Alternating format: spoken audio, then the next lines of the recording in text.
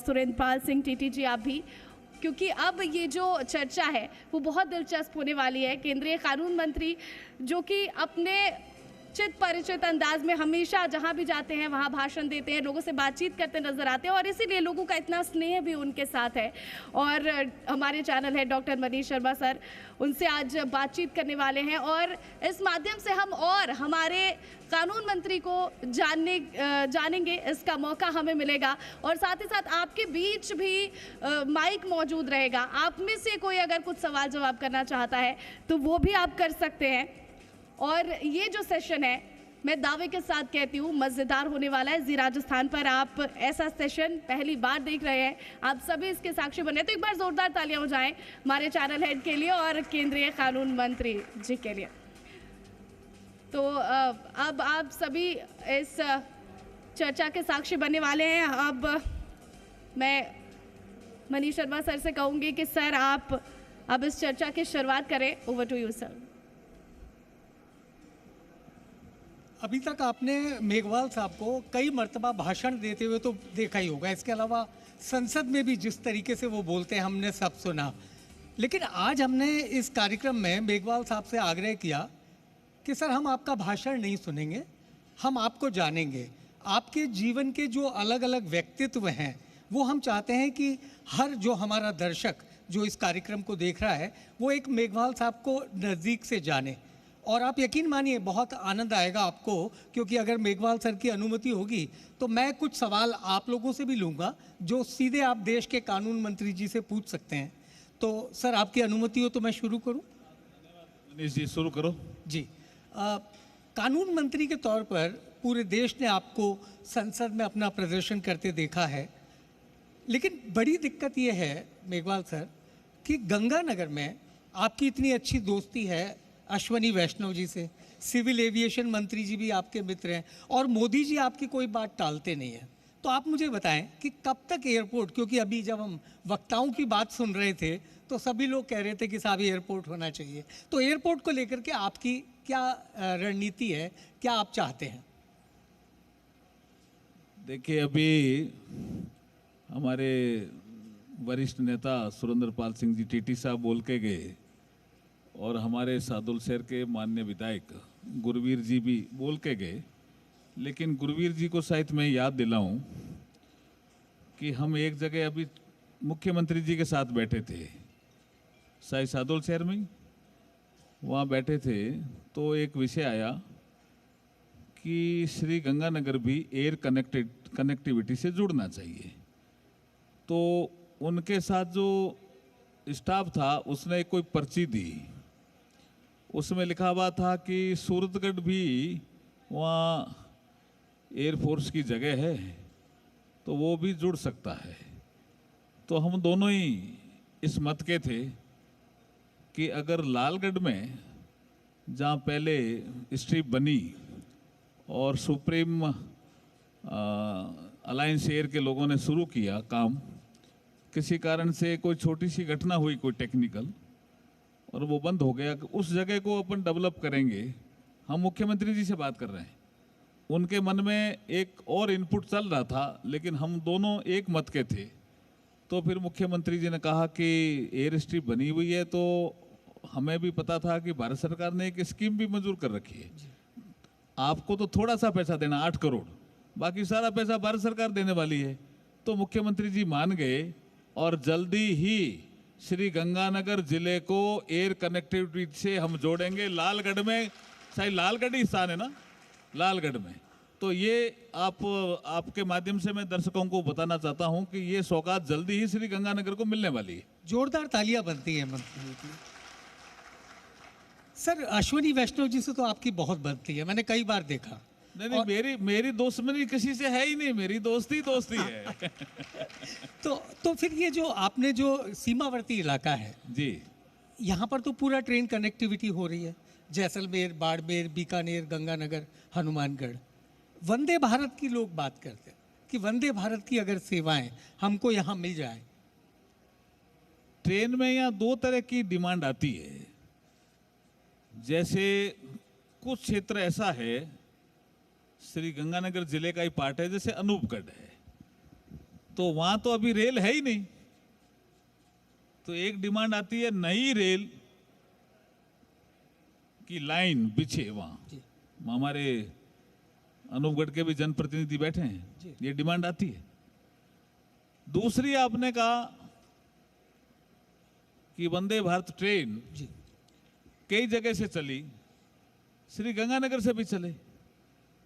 इस सिलसिले में वॉशिंग लाइन का काम हनुमानगढ़ में भी हो रहा है और वॉशिंग लाइन का काम सूरतगढ़ में भी हो रहा है। और मेरे बीकानेर शहर में लालगढ़ जंक्शन पे भी वॉशिंग लाइन, 3 वॉशिंग लाइन बन रही है। जैसे ये बनेगा, जी। अभी अश्वनी वैष्णव जी आए थे बीकानेर, वहीं से घोषणा करके गए कि हम गंगानगर, हनुमानगढ़, सूरतगढ़ और बीकानेर को देश के हर हिस्से से जोड़ेंगे और अच्छी से अच्छी ट्रेन देंगे। वहीं से घोषणा करके गए। करीब उन्होंने कहा था, मुझे एग्जैक्ट ध्यान नहीं है, 20 से 22 ट्रेन हम देंगे।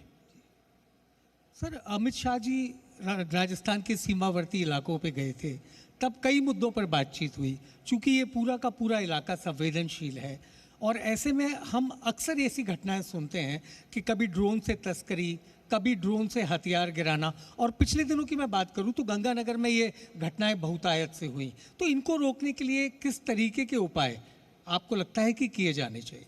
देखिए, अभी गृह मंत्रालय ने एक नीति बनाई है और उसी का ही अवलोकन करने या उसकी समीक्षा करने हमारे देश के गृह मंत्री अमित शाह जी बीकानेर भी आए थे। फिर सांसू करके एक पोस्ट है, जी वहाँ भी गए थे। 50 किलोमीटर सीमा से 50 किलोमीटर की सीमा तक हम इसको सुरक्षित जोन करेंगे। अब उसको सुरक्षित करेंगे, वहाँ के रहने वाले नागरिकों को भी जागरूक करेंगे। नशे की प्रवृत्ति है तो उसको भी, जैसे ये बिटिया भी आई थी ना, एक हाँ, वो बच्ची आई थी, बैठी भी है, जानी, तो नाम क्या है इसका?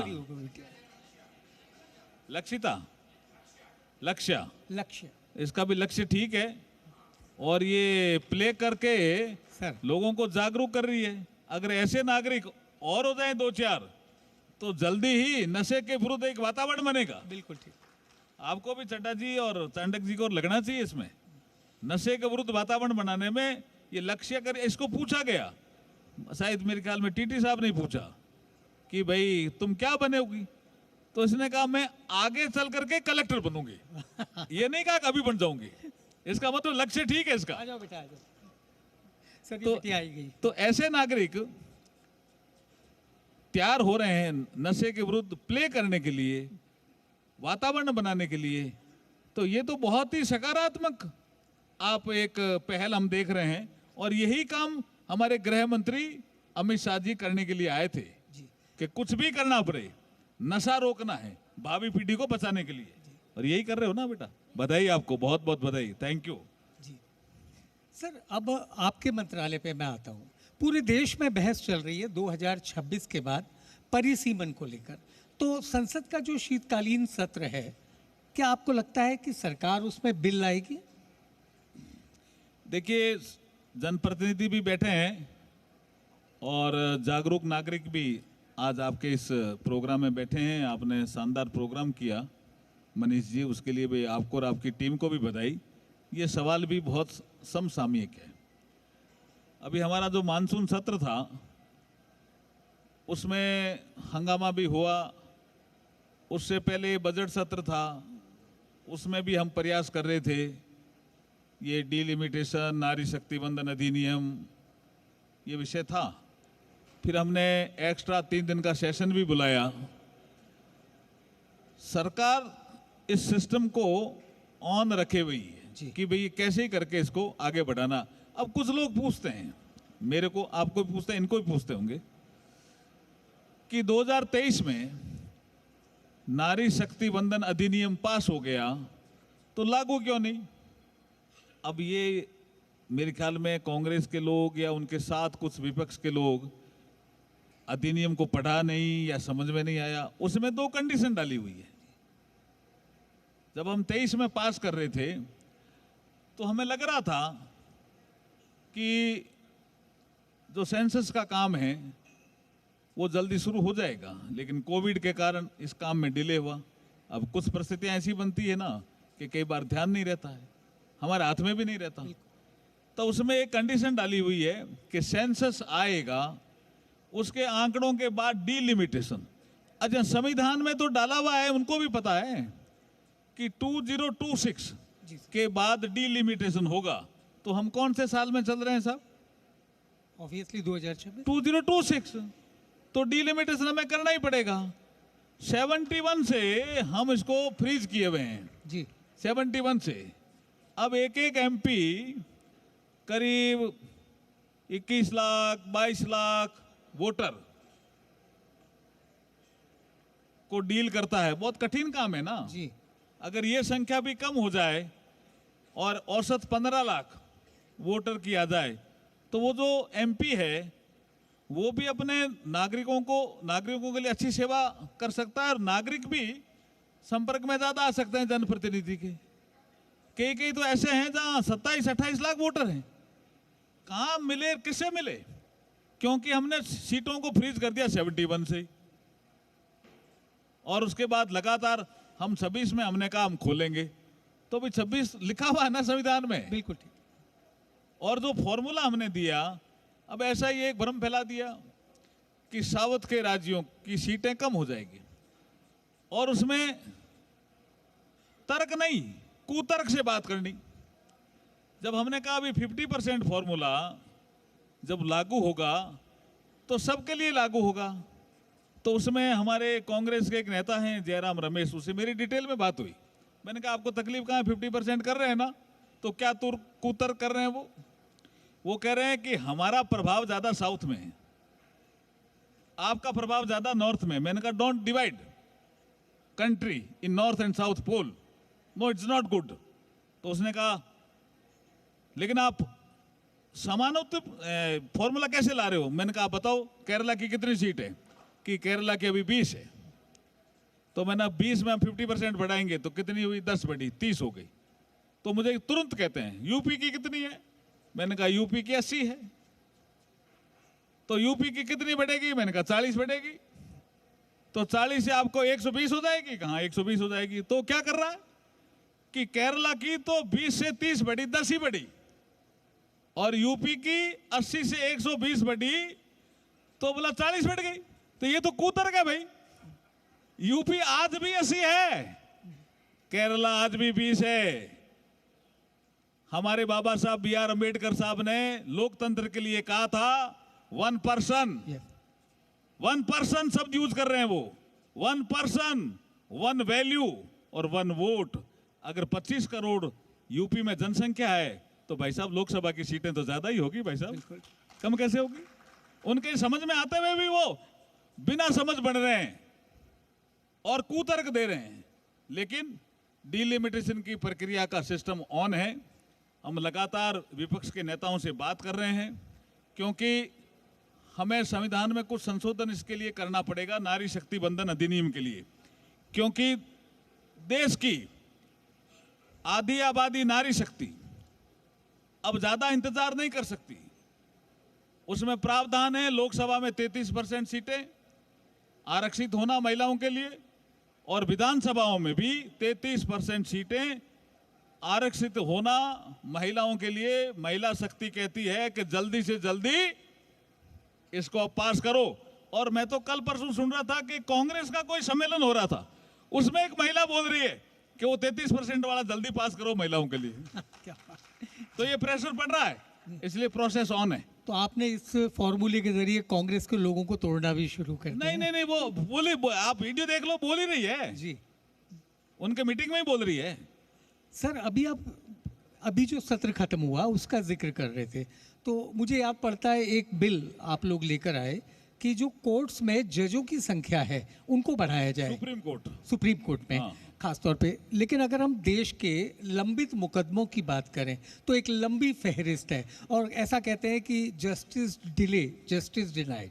तो ऐसे में इन मुकदमों को कम कैसे किया जाए? देखिए, आपकी बात में बहुत दम है और विषय भी बहुत, आपने थोड़ा समय देंगे क्या? थोड़ा ब्रीफ करना चाहूंगा आपको। सुप्रीम कोर्ट जब बना था इस देश में 28 जनवरी 1950 को इस देश में पहली सिटिंग हुई थी सुप्रीम कोर्ट की, तो चीफ जस्टिस ऑफ इंडिया सहित 8 जज थे। आज जब हमने जजों की संख्या बढ़ाई है तो सुप्रीम कोर्ट में चीफ जस्टिस ऑफ इंडिया सहित 38 जज हो गए जी। ये भी बहुत बढ़िया। बढ़ते हुए भारत की एक तस्वीर है। वहां कई तरह के मुकदमे आते हैं सुप्रीम कोर्ट में। अब सबरीमाला केस है, बहुत टेक्निकल विषय है, उसके लिए एक बड़ी बेंच बनी है, 9 जज काम कर रहे हैं। तो सबरीमाला केस को जब सुनते हैं तो दूसरे काम जो रूटीन के हैं वो पेंडिंग हो जाते हैं। बिल्कुल। तो चीफ जस्टिस ऑफ इंडिया ने एक पत्र हमको लिखा, मतलब प्रधानमंत्री जी को, सरकार को, कि अगर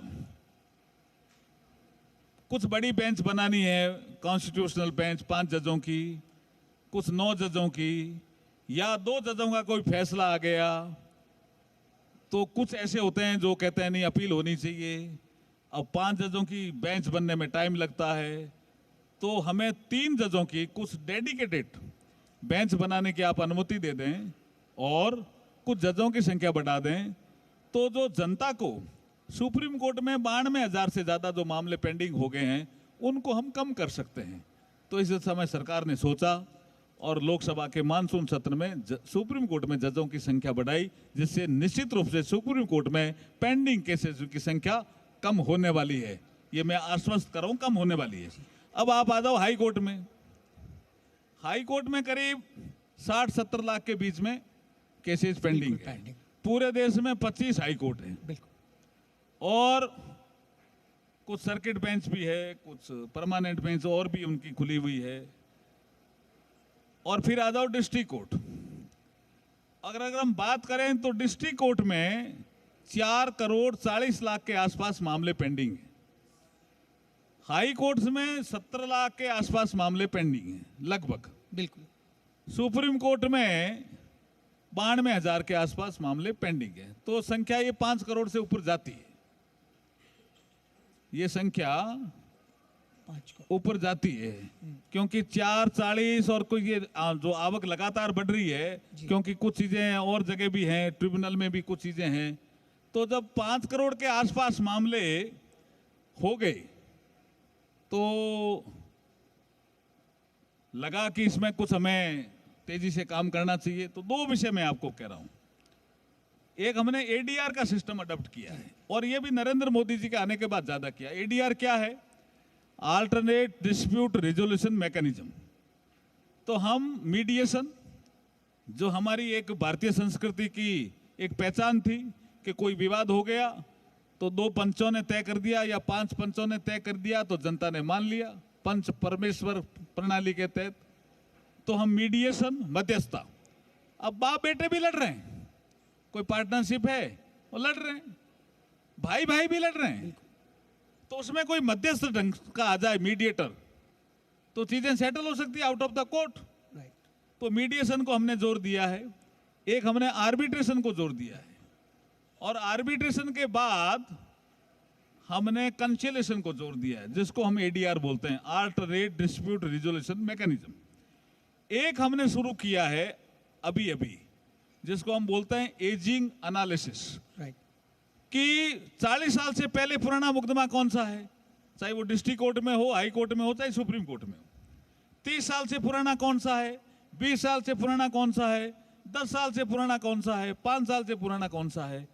तो ऐसे मुकदमों के लिए एजिंग एनालिसिस जब हम करते हैं, जुडिशरी के लोग, विशेष करके chief justice of India, chief justice of the concern high court, और इवन वो डेटा हमारे को भी उपलब्ध कराते हैं, तो इससे क्या होगा कि जो जज ट्रायल करने के लिए बैठा है उसको लगता है कि यार ये 20 साल पुराना है, पूछेंगे। पहले कोई पूछता ही नहीं था ना। बिल्कुल। ये बैठे हैं मुकेश जी, इनको पता है। तो जो एजिंग एनालिसिस हमने शुरू किया है और एडीआर का मेथड हम ला रहे हैं और टेक्नोलॉजी का हम इन्वेंशन कर रहे हैं ई सेवा केंद्र के माध्यम से। हर हाई कोर्ट में भी और हर डिस्ट्रिक्ट कोर्ट में भी ई सेवा केंद्र की एक प्रणाली हमने शुरू की है, जिसमें ई फाइलिंग भी कोई कर सकता है। छोटा कोई विषय है तो वहाँ ई सेवा केंद्र से छोटा आर्गुमेंट भी कर सकता है। तो ये जो हम सुविधाएं तेजी से बढ़ा रहे हैं, इससे पेंडिंग मुकदमों की संख्या कम होने वाली है, निश्चित रूप से कम हो जाएगी। सर मेरे कान में एक मैसेज आया है अभी कि आपके आगे के 2 कार्यक्रम हैं, लेकिन कुछ सवाल ऐसे हैं जिन्हें मैं छोड़ नहीं सकता, खासतौर पर जब गंगानगर की धरती पर हूँ। एक ऐसा नाम जहाँ उस शख्सियत का नाम आते ही हम सब फक्र से ये मान बैठते हैं कि ऐसी कोई आवाज़ हो ही नहीं सकती। मैं बात कर रहा हूँ जगजीत सिंह जी की, जिन्हें आप गज़ल सम्राट, भजन सम्राट या जो भी कहें, लेकिन वो एक ऐसी आवाज़ है। सर मैं आपसे सवाल पूछूंगा, लेकिन उससे पहले मैं चाहूँगा यहाँ पर जितने लोग हैं, क्योंकि सबको पता है आप बहुत अच्छा गाते हैं, तो कम से कम जगजीत सिंह की, सबको पता है क्या? सबको पता है ये सर। चड्ढा जी का है क्या? तो सर मैं चाहूँगा जगजीत सिंह की कोई पसंदीदा पंक्तियां आप पहले सबको सुनाएं, फिर मैं सवाल पहले मनीष जी आपको जानकारी दे दूं कि जगजीत सिंह जी का जन्म श्री गंगानगर का है। जी बिल्कुल जी, यहीं के वो रहने वाले हैं सर। और मैं जब काम करता था, या पन्नू जी को पता है, तो एक अस्पताल बनने का प्रोजेक्ट आया और उस अस्पताल बनने के लिए एक जिला कलेक्टर साहब ने एक कमेटी बनाई 5 लोगों की। हम चंदा करते थे। एक तो शायद गणेश कटिया जी आपको ध्यान है, कांडा जी के कोई परिवार में थे, कौन से थे, कांडा परिवार में थे एक वो, एक मदन कोचर एडवोकेट महावीर इंटरनेशनल वाले, एक उल्फत राय सैनी जो हमारे पास एक फैक्ट्री चलाते थे, आप जानते हैं उल्फत राय सैनी को, एक मैं था और एक और अधिकारी थे। ऐसे 5 लोगों की कमेटी थी। तो हम मंडियों में चंदा करने जाते थे, भी अस्पताल बनानी है, ये शहर के अस्पताल श्री गंगानगर के बीच में आ गई। और वहाँ ये पीएमओ थे गुप्ता जी, शायद मैं नाम भूल रहा हूँ, है क्या, एमपी गुप्ता, बस आपने एकदम ठीक पकड़ा, उसी जमाने की बात है। वो बोले कहाँ ले जाओगे अस्पताल, हम तो यहीं रहना चाहते हैं। तो भैरव सिंह जी शेखावत साहब ने कहा कि नहीं, ये अस्पताल एकदम बीच में आ गई है, कुछ हादसे भी होने लग गई हैं। तो यहाँ उस समय कलेक्टर थे शायद करणी सिंह जी राठौड़ जी, करणी सिंह जी राठौड़, क्यों मधु जी, करणी सिंह जी थे, करणी सिंह जी राठौड़, उनको है नहीं करणी सिंह जी थे। उनको फोन किया भैरव सिंह जी ने कि भाई अस्पताल जल्दी बनानी है। नहीं, भैरव सिंह जी मुख्यमंत्री बन गए थे साहब, सुनो, भैरव सिंह जी ही मुख्यमंत्री बन गए थे 93 में, और ये उसी समय का ये वाक्य है, 93-94 का ही, और उसी समय करणी सिंह जी थे शायद। तो चंदा करने जाते हम, कभी कर्णपुर, कभी केसरी सिंहपुर, ये बैठे हैं टीटी साहब, कभी सादुल शहर, कभी हम हनुमानगढ़ भी जाते, सूरतगढ़ भी जाते, कभी लालगढ़ जाटान भी जाते। एक गणेश गटिया भी थे अपने रामचंद्र जी, हाँ वो उस कमेटी में थे। तो क्या बटालों के साथ चलो कुछ पैसा लाते हैं, तो ऐसे जाते थे हम। तो एक ने सलाह दी कि आप क्यों चंदा कर रहे हो, किसी मंडी से आपको 50 लाख मिलेंगे, 20 लाख मिलेंगे, इससे ज़्यादा मिल नहीं पाएंगे। ठीक है, आपके कलेक्टर का, एसपी का, सब अधिकारियों का, ये व्यापारियों का थोड़ा जोर होगा, समझाइश होगी, तो थोड़ा ज़्यादा दे देंगे, लेकिन अगर आपको अस्पताल बनानी है तो आप जगजीत सिंह जी का शो करा दो। तो मैंने कहा जी शो करा दें, वो तो बॉम्बे रहते हैं, कहाँ बॉम्बे रहते हैं, लेकिन शो करा दो। हमने बात की साहब ऊपर, तो उन्होंने कहा 5 आदमी आप चले जाओ और जगजीत सिंह जी को बुला लो, वो फ्री ऑफ कॉस्ट आ जाएं, अपना पैसा नहीं लें, तो उनकी हम जो टिकट बांटेंगे उससे जो पैसा आएगा उससे वो आपका अस्पताल बन जाएगा। अस्पताल सूरतगढ़ रोड पे ही है ना, हनुमानगढ़ सूरतगढ़ रोड पे ये अस्पताल यहाँ से शिफ्ट हुआ। एम के गुप्ता साहब नहीं चाहते थे शिफ्ट हो, उन्होंने डॉक्टरों की हड़ताल करवा दी थी साहब। तो भैरव सिंह जी का बड़ा जोर था कि नहीं शिफ्ट करो, और पैसा चाहिए। तो फिर हम गए बॉम्बे। अब यहाँ वाक्य है आपका जो आप कहना चाह रहे हो जी, बस मैं क्या भी सुनाना है क्या? हाँ, आपको 2-3 लाइनें तो हम 5 आदमी थे। मदन कोचर ने भी शायद जगजीत सिंह जी को बचपन में गोद में खिलाया, उल्फत राय सैनी ने भी खिलाया, मुझे जहाँ तक ध्यान है। हम गए उनके घर में मिलने, उन्होंने कहा अरे भाई बहुत बढ़िया, श्री गंगानगर मेरा तो बहुत प्यारा शहर है, भी मेरा जन्म स्थान है, मैं आऊँगा, कोई पैसा नहीं लूँगा, मेरा शो कराइए, कोई पैसा नहीं लूँगा, शो कराइए, और मेरी जो टीम आए उनको खाना वाना ढंग से खिला देना भाई। आपका कोई पैसा नहीं लूंगा और आपकी जितनी टिकटें बंटे बांट देना और आप अस्पताल पैसा बचे उसे अस्पताल बना लेना। अच्छी तरह से बात की। लेकिन अब हमारे यहाँ उल्फत राय सैनी साहब जो साथ थे, उन्होंने कहा नहीं भाई जगजीत, ऐसे ही बोले वो धीरे से, नू कहाँ है? अब मैंने नू पहली बार ही शब्द सुना। मैंने कहा साहब राय साहब नू के? हाँ, इनकी चित्रा पुत्र वो नू है हमारी। चित्रा मिसेज का ही नाम था ना? हाँ, चित्रा सिंह। कि चित्रा के बिना हम आपको अंदर ही नहीं आने देंगे गंगानगर में। तो जगजीत सिंह जी ने कहा राय साहब, चित्रा ने गाना छोड़ दिया है। मेरे एक ही लड़का था, उसकी एक्सीडेंट में डेथ हो गई, तो चित्रा अब शो में नहीं आएगी। अब वो माने ही नहीं साहब राय साहब कि नू के बिना तो हम आपको ही नहीं आने देंगे। तो मुझे अच्छी तरह से याद है, हम 5 लोग बैठे थे, कोई साधन नहीं था, ना हारमोनियम था, कुछ नहीं था, सीधे खड़े हुए, माइक भी नहीं था, सीधे खड़े हुए और उल्फत राय सैनी साहब को संबोधित करते हुए उन्होंने जो शब्द कहे, मेरे आज भी यहाँ बैठे हुए हैं। और मैं जब पति पत्नी में कोई विवाद होता है तो यही शब्द मैं सुनाता हूँ, और मैं सुप्रीम कोर्ट में भी सुना चुका हूँ। उसके बाद एक मिस्टर राव करके थे कोई साउथ इंडियन, जो 25 साल से आपस में लड़ रहे थे। चंद्रचूड़ साहब चीफ जस्टिस ऑफ इंडिया थे। तो मेरी एक गजल सुन करके और वो दोनों ने अपना समझौता कर लिया। उन्होंने कहा यार आपने क्या गाया ऐसा, जो तो 25 साल से लड़ रहे थे, समझौता कर लिया। वो विषय। उन्होंने कहा राय साहब मैं गजल सम्राट हूं। ये बहुत सुनने लायक बात है जी जगजीत सिंह जी का, आप जो नई जनरेशन है वो भी सुन सकती है। मैं गजल सम्राट हूं, देश और दुनिया में बहुत फेमस हूं। जब मैं गजल गाता हूं तो जनता झूमती है जी। लेकिन राय साहब मेरे जीवन में दाम्पत्य सुख का कुछ अभाव है, इसलिए चित्रा नहीं चलेगी, आप मुझे ले चलो। राय साहब फिर नहीं माने, तो उन्होंने 2 लाइनें सुनाई जिसको मैं गुनगुनाना चाहता हूं, आपकी सबकी इजाजत हो तो। इजाजत है क्या? स्वागत है। उन्होंने कहा राय साहब जिंदगी में सबको सब कुछ नहीं मिलता, जो मिला है उसको बेस्ट बनाओ। मैं चल रहा हूं, मैं मिला हूं आपको, आप बेस्ट बनाओ। चित्रा नहीं चलेगी। फिर भी राय साहब नहीं पसीजे साहब, पंजाबी में गल कर रहे थे राय साहब, नू के बिना तो नहीं चलेंगे। तो जगजीत सिंह जी ने कहा जग ने छीना मुझसे मुझे जो भी लगा प्यारा, हर जीता किया मुझसे मैं हर दम ही हारा, तुम हार के दिल अपना मेरी जीत अमर कर दो, मेरी जीत अमर कर दो, संगीत अमर।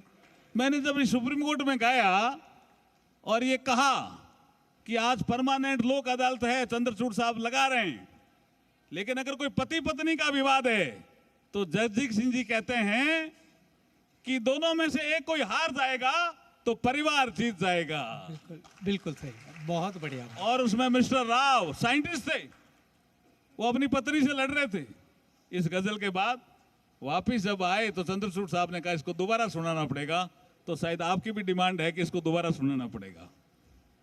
जग ने छीना मुझसे मुझे जो भी लगा प्यारा, हर जीता किया मुझसे मैं हर दम ही हारा, तुम हार के दिल अपना मेरी जीत अमर कर दो, मेरी जीत अमर कर दो, संगीत अमर।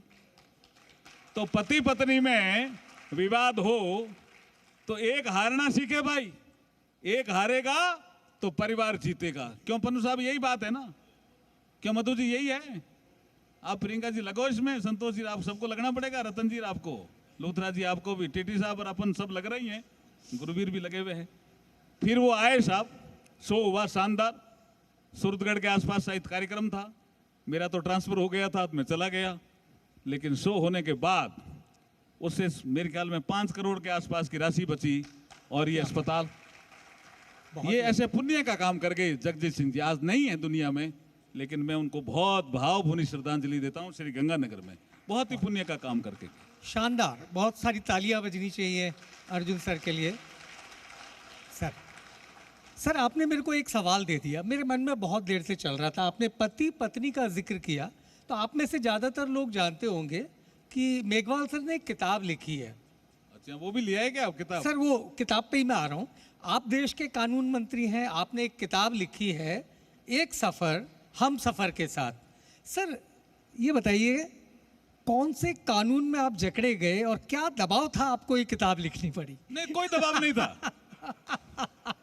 कोई दबाव नहीं था। मेरे शादी के 50 साल पूरे हुए तो मैंने सोचा, और प्रण तो यहाँ श्री गंगानगर में लिया था।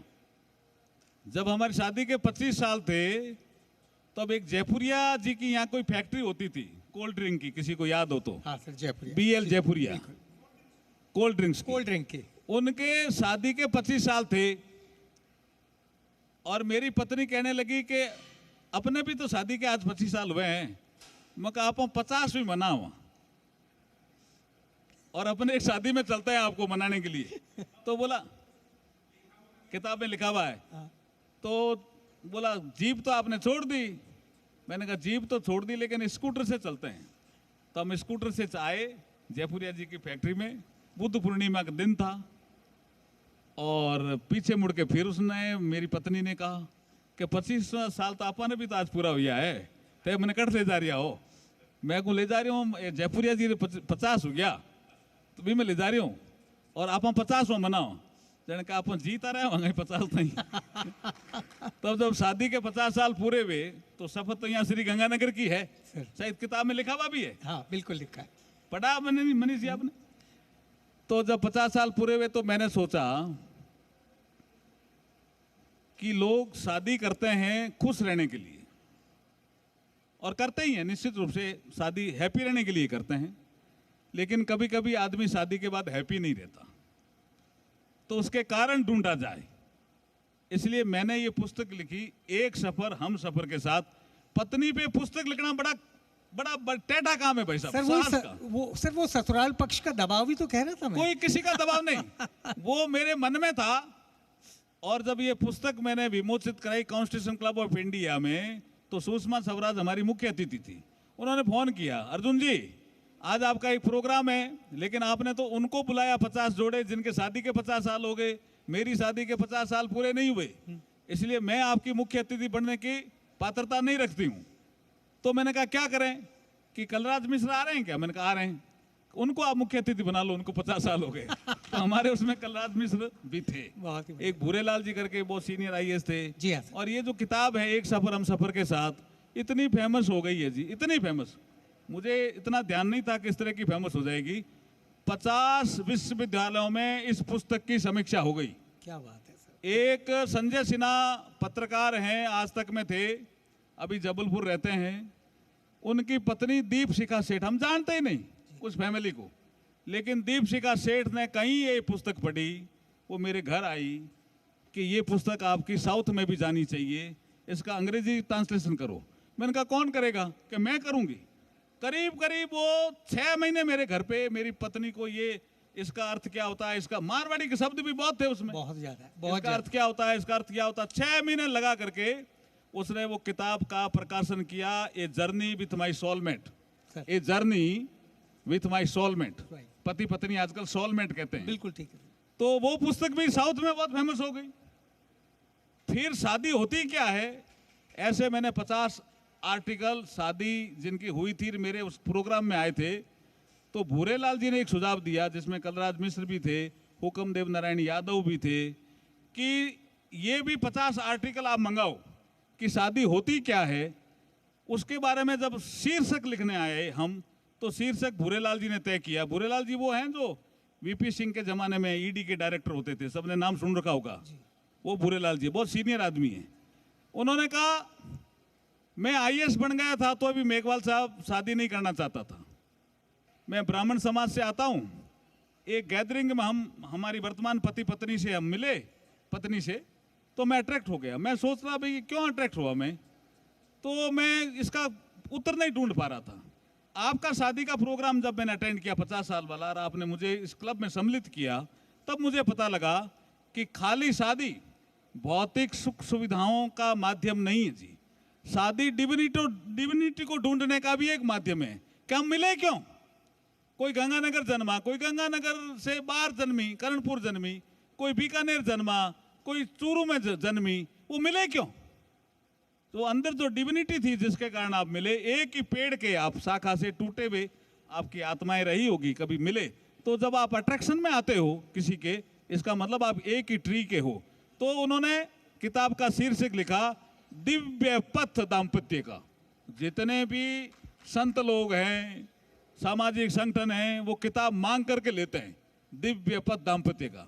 अब अगला कार्यक्रम और एक हुआ, मैं ये संघ के 100 साल होने वाले थे, हमारे राष्ट्रीय स्वयंसेवक संघ के, तो उन्होंने भी मेरे से किताब मंगाई। मैंने कहा साहब ये किताब तो एक सफर हम सफर के साथ वाली है, क्या बोला ये चाहिए हमें।